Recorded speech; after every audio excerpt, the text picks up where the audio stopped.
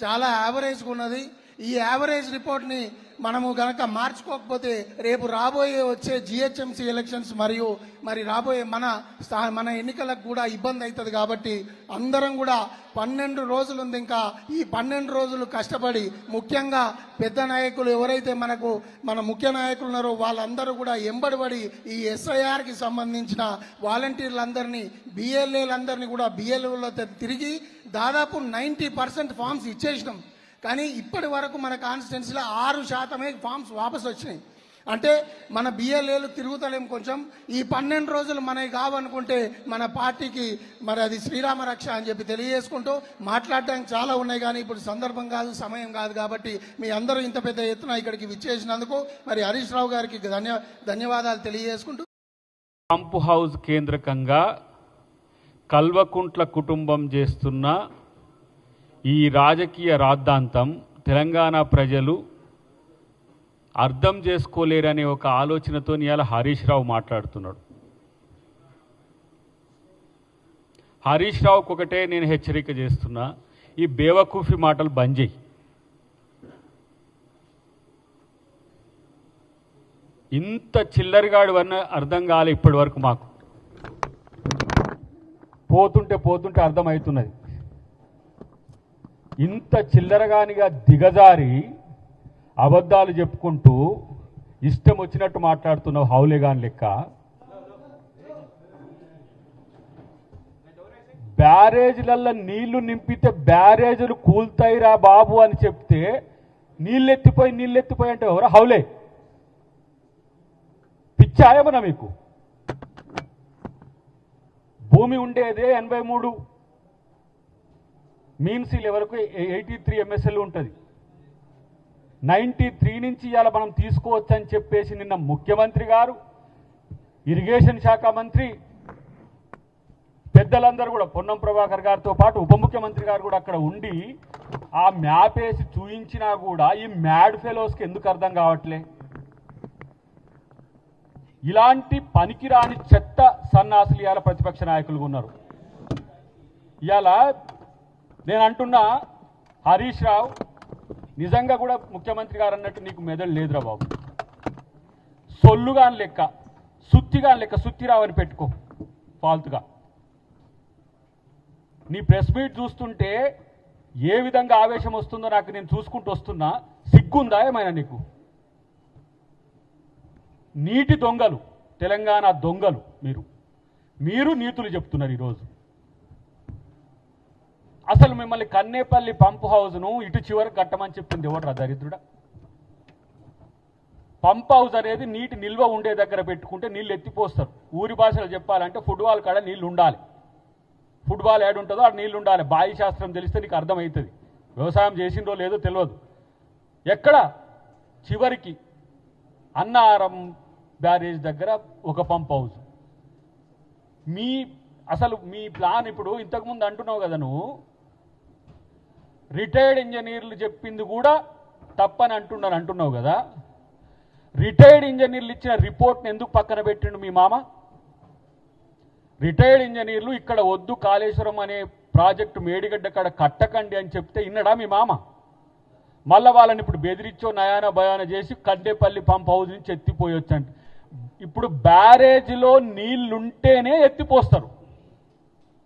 1,22,000 క్యూసెక్కులు ఒకరోజు, 1,33,000 క్యూసెక్కులు ఒకరోజు, 90,000 క్యూసెక్కులు ఒకరోజు ఇంద్రావతి లేదంటే మనకు ప్రాణహిత నుంచి వస్తున్నాయి. బ్యారేజీ నిండుగా నింపితే దానికి రక్షణ లేదు కాబట్టి నింపట్లేదని చెప్తే మీరు కన్నెపల్లి పంప్ హౌస్ నుంచి నీళ్ళు ఇవ్వండి. కన్నేపల్లి పంప్ హౌస్ కాడ నీళ్ళెక్కడేరా పాగల్? కన్నేపల్లి పంప్ హౌస్ కాడ నీళ్ళెక్కడి? తలకాయ ఉందా మీకు ఏమన్నా మాట్లాడేదానికి? నీకు బ్యారేజ్ దగ్గరనే అంతో ఇంతో అసలు మీరు అది కనీసం ఆ ప్రాజెక్టును మీరు ప్రాజెక్టు దగ్గర చూసిండ్రా కానీ దాని ఓవరాల్ వ్యూ చూసిండ్రా? ఎక్కడి నుంచి ఏ నది వచ్చినాక ఏం తీరుతుంది అనేది. హరీష్ రావు ఒక నీట్ ఎక్స్పర్టు, కేసీఆర్ ఒక నీట్ ఎక్స్పర్ట్. ఎన్డీఎస్ఏ రిపోర్టు నమ్మాలనా, నీ దొంగ మాటలు నమ్మాలనా? ఎన్డీఎస్ఏ అని కాదని హరీష్ రావు చెప్పిండని ఇలా చేయాలనా? నాకు 3 నెలలు నాకు 3 నెలలు అని బతిలాడుకుంటున్నావు కదా. 9 సంవత్సరాలు 9.5 సంవత్సరాల్లో 4 సంవత్సరాలు నువ్వే ఇరిగేషన్ శాఖ మంత్రి ఎలుగబెడతావు కదా. 3 నెలలు ఇస్తే ఏం చేస్తావు?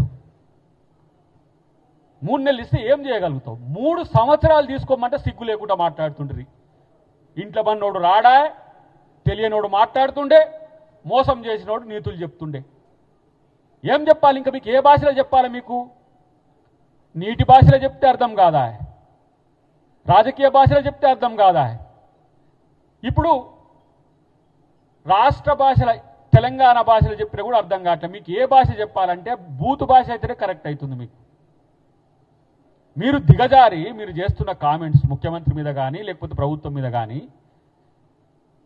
నీ స్థాయి ఏంది Harish Rao? You are after all MLA today. మా అందరికంటే కూడా తక్కువ నువ్వు. నీ ఎమ్మెల్యే స్థాయి ఏంది? ముఖ్యమంత్రిని మాట్లాడే స్థాయి ఏంద్ర పాగల్? ఏం మాట్లాడుతున్నావు నువ్వు? ఇలాంటి చిల్లరగాళ్ళు ఇలా ప్రతిపక్ష నాయకులుగా ఉన్నారు. దొంగలు వీళ్ళు. దొంగలు అంటే దొంగలు. మనకి ఇంకా బూతులు వస్తున్నాయి వీళ్ళని తిట్టాలంటే. ఈయన క్యూసెక్ లేంది, టీఎంసీ లేంది, కొత్తగా నేర్చుకొని ముచ్చట చెప్పినట్టు చెప్తున్నాడు. మీ పార్టీలో ఉన్నాడు దాసో శ్రవణ్ ఎటుపోయింది ఇప్పుడు? తెలుసుకురారి ఏమో హైడ్ చేసి పెట్టినరు. పవర్ పాయింట్ ప్రజెంటేషన్ అప్పుడు కాళేశ్వరం ఇక్కడ కట్టకండి అని చెప్పినాం కాంగ్రెస్ పార్టీగా. ఇంకా మాట్లాడితే వీడు ఏమంటాడు నాకు అర్థం కావట్లే. కేసీఆర్ ఆనవాళ్ళు చెడగొట్టద్దు, కేసీఆర్ ఆనవాళ్ళు చెడగొద్దు. పాగల్ రాజశేఖర్ రెడ్డి ఆనవాళ్ళు చెడగొట్టిరా? హౌలే. రాజశేఖర్ రెడ్డి ప్రాణహిత చేవెళ్ల ప్రాజెక్టు అంబేద్కర్ గారి పేరు పెడితే మీరు ఆ పేరును మార్చిన దరిద్రులు మీరు. ఎలా మళ్ళీ అంబేద్కర్ మేము పొగుడుతామని చెప్తాం, అంబేద్కర్కి మేము సెక్రటరియట్కి పెట్టామని అంటారు, అంబేద్కర్ విగ్రహం పెట్టామంటారు. అంబేద్కర్ పేరు ప్రాణహిత చేవెళ్ల అంబేద్కర్ సుజల సేవంతిగా మేము పెట్టింది రాజశేఖర రెడ్డి గారు కదా. ఇలా ప్రాజెక్టుకు కిందికి పోయి 3 పిట్టగోడలు కట్టి ఆ కట్టిన గోడలు కూడా కింది దానిక కట్టకుండా ఊళ్ళలో నేను మా వాళ్ళు అంటుండే, సార్ గీడెక్కడోడు సార్ కేసీఆర్ తలకాయ మీద నీళ్లు పోసుకుంటే కాళ్ళు తడుస్తాయి కానీ కాళ్ళు మనం కిందికి పడి కాళ్ళకాయ నీళ్లు పోయమంటాడు సార్ అని. తుమ్మిడిహెట్టి నుంచి ఒక్క లిఫ్ట్ పోసుకుంటే శ్రీపాద ఎల్లంపల్లి అని చెప్పి ఆ రోజు రాజశేఖర రెడ్డి గారు డిజైన్ చేసి 22 టీఎంసీతో శ్రీపాద ఎల్లంపల్లి పూర్తయింది. ఉద్యమ కాలంలో కిరణ్ కుమార్ రెడ్డి గారు దాన్ని ఓపెన్ చేస్తారంటే ఈ కాంగ్రెస్ పార్టీ నాయకులమ ఇప్పుడు వద్దని చెప్పి చేసిన చరిత్ర ఉంది. ఏది మీరు కొత్తది? రంగనాయకమ్మ కొత్తదా? లేకపోతే మల్లన్న సాగర్ కొత్తదా? కొండపోచమ్మ కొత్తదా? ఏది కొత్తది? మిడ్ మానేరు కొత్తదా? ఏది నువ్వు కట్టింది? నువ్వు కట్టినే 3 పిట్టగోడలై కూలడానికి సిద్ధంగా ఉన్నాయని చెప్తుంటే సిగ్గు లేదా మీకు? అర్థం కావట్లేదా మీకు? కట్టి నింపితే మళ్ళీ ఈ తెగి ప్రజల మీదకి పోతే ప్రజా నష్టం జరిగితే కాంగ్రెస్ వాళ్ళకి కట్టరాదని చెప్తానికని తెలియదు మీరు చేసే శకలు. అరే బేవకూఫ్, ఎన్నిసార్లు చెప్పినాం? నాగార్జున సాగర్ అనేది ఎన్ని సంవత్సరాల క్రితం నెహ్రూ కట్టిండది. లీకులు తప్పితే కూలలే కుంగలే. శ్రీరామ్ సాగర్ 215 టీఎంసీలు. చూడు పో అక్కడ. నువ్వు కూడా ఇరిగేషన్ శాఖ మంత్రిగా ఉన్నావు కదా. ఈయనకు ఇప్పుడు పట్టిసీమ గుర్తొచ్చింది, ఇప్పుడు రాయలసీమ ఎత్తిపోతలు వచ్చింది, దేవాదులు ఎందుకు ఎత్తిపోస్తలే, సీతారాం సాగర్ ఎందుకు పోస్తలే. అసలు ఫస్ట్ నీ కాళేశ్వరం ఏమైందో చెప్పు. నీ మామని చెప్పమను.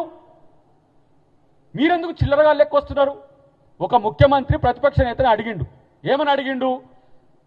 ఒకవేళ నీ కొడుకు వారం రోజులు మా నాన్నకి ఇవ్వమంటుండు కదా, నువ్వు వచ్చి ఇగో ఇట్లా చేయొచ్చు అని కన్విన్స్ చేసి 3 సంవత్సరాలు తీసుకోమన్నాడు. మీ బామ్మారిది వారం రోజులు అన్నందుకు నువ్వు నాకు 3 నెలలు అన్నావు. అంటే 3 నెలలు 9.5 సంవత్సరాలు చేయలేదు, 3 నెలలు చేస్తా అన్నావు. 3 నెలలు చేస్తా అంటే నీ బామ్మారిదికి నీకే మధ్యన తేడా ఉంది. తేడాగాళ్ళకు ఇలా కాళేశ్వరం మీద ఫాల్స్ ఎందుకు? తుమ్మిడిహెట్టిని ఈరోజు మేము దాన్ని బేస్ చేసుకొని ఒక ప్రాజెక్టు మళ్ళీ ఇదే శ్రీపాద ఎల్లంపల్లికి లింక్ చేసి ఏ విధంగా నీళ్ళు ఇవ్వచ్చు అనేది ప్లాన్ చేసుకుంటున్నాం. ఎన్డీఎస్ఏ ఎట్టి పరిస్థితులలో మీరు మేడిగడ్డ దగ్గర ప్రాజెక్టు విషయంలో తొందరపడకండి. ఆ రిపోర్ట్లు 2 గంటల పాటు మొన్న ముఖ్యమంత్రి గారితో పాటు ప్రజాప్రతినిధులతో పాటు ముఖ్య నాయకత్వాన్ని అంతా మేం చూడడం కాదు దేశానికి మొత్తం చూపించినాం. దాంతో ఇలా పరేషాన్ అవుతున్నారు వీళ్ళు.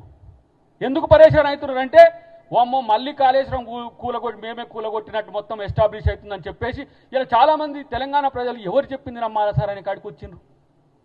అంటే అంతలా మీరు డైవర్ట్ చేస్తున్నారు. ఒకటే చెప్పిండు ముఖ్యమంత్రి గారు ఆ రోజు ఏమన్నాడు, నీ వెన్నుపూసలో 3 పూసలు తొలగితే నీ బతికేందో ఒకసారి చూసుకోమని చెప్పిండు. 3 పూసలు పక్కన పెట్టు.